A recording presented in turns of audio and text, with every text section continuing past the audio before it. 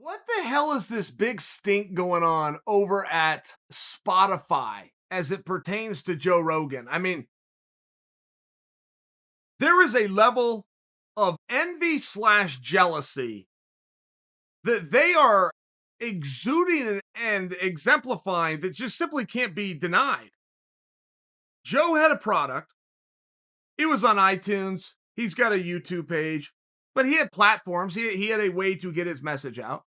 And Spotify comes in and goes, "Hey, start using us too." And Joe's like, "Ah, no, I'm good. I'm perfectly happy where I am." So then all of a sudden they start talking, "Well, hey, what do we need to get you to come over and start using us?" As a matter of fact, how about we just become exclusive and then you get this business deal worked out, which then becomes public, right?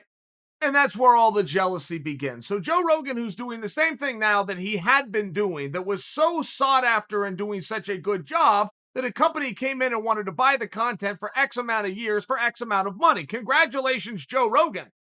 Hard stop. That's where it ends. Joe Rogan is a comedian. First and foremost, if you ask Joe, you meet him at a bar somewhere, you don't know who he is, you guys hit it off and you're visiting, what do? He will say comedian. He will not say I am a fight analyst. He won't mention a podcast. He'll say I am a comedian. And that is very relevant.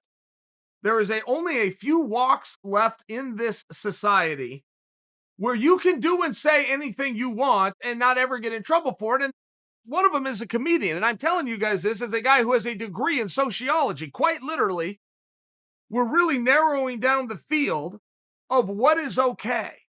There are some jobs, even if you're within bounds, even if you don't say something that was mean or derogatory or a term that is antiquated and just simply shouldn't be said, there are places where you just can't do it. There is an expression.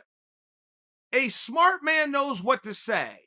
A wise man knows whether or not to say it. And you really do have to understand the history of Joe Rogan. Let's start on the podcast because this is what is at hand. I was one of Joe's first guests, and I don't say that to insert myself in it. I happen to be in California, and I happen to had a book that I just wrote, and Joe Rogan happened to have this thing called a podcast.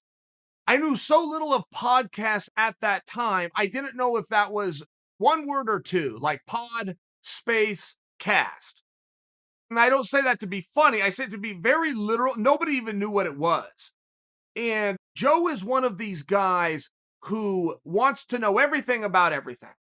If you ever visit with Joe Rogan, you're going to leave there going, man, that was a cool guy. By the way, he didn't say very much. We talked for 20 minutes. I did about 15 minutes of the talking. Joe wants to hear from you. Joe wants to learn from you. Joe will share some of his ideas, but he always wants to hear yours. He's a wonderful conversationalist, and that's hard to do. I don't do a lot of that over here. We'll have some guests on now and then, but I just don't do a lot of that. I'm more of a monologue guy.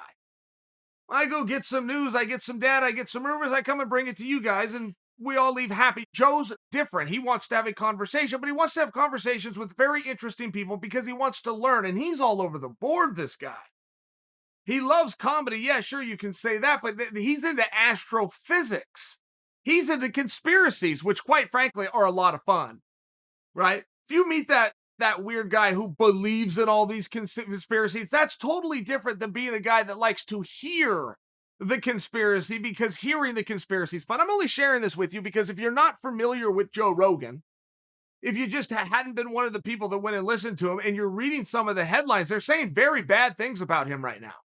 And they're saying things about him that they're having to use 1 and 2 and sometimes 3 degrees of separation for. By example, Joe Rogan had a guest on.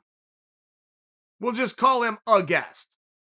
That guest was perfectly nice to Joe, and he was perfectly interesting. He offered perfectly good insight, some of which Joe disagreed with, but they went back and forth, and that's what the show was, and they drop it and put it out. After the fact, that guy turns out to be a bit of a prick. That guy turned out to do something in a totally different state, in a different avenue, at a different time frame that wasn't wonderful. So they then attempted to tie that guy and comments that he made over here at a totally separate time that had nothing to do with Joe Rogan back to Joe Rogan. Do you see how that is not only not fair, but do you see how that is silly and ridiculous on top of everything else? So Joe goes out and Joe does Joe. Joe is not make-believe land media. He is not in make-believe land a journalist. He talks some politics. Well, he's got to talk politics because politics happen to be going on every 4 years. And guess what? It's the 4th year. So he talks a little bit of politics. But he will then also tell you on the back of that through his social media platforms, and this is a quote, "Hey guys, don't get political advice from me because I am a expletive." But he's just disclosing to you that when I have a guest on and he has information that I don't have, I don't vet it. I don't have time to vet it. I have conversations. I don't bring you news. I don't bring you facts. I will bring you a lot of opinions, but more than anything, I bring you a conversation. You really have to understand that. Because if you're going to be one of these signalers who is going to attempt to somehow shine your own wheels, I've never fully understood that as much as I am aware of the phenomenon that people do go and do that. And you think you're going to do that by bringing down Joe Rogan, who will openly identify himself to you as a comedian. He will openly tell you, my show is a conversation live. Whatever happens, happens, and I put it out to the people because I have something known as courage, because I don't go out and I don't go silence my guests. I have a deal with my guests. You give me your time, I will give you a platform, and we will show the audience whatever happened. That's called integrity.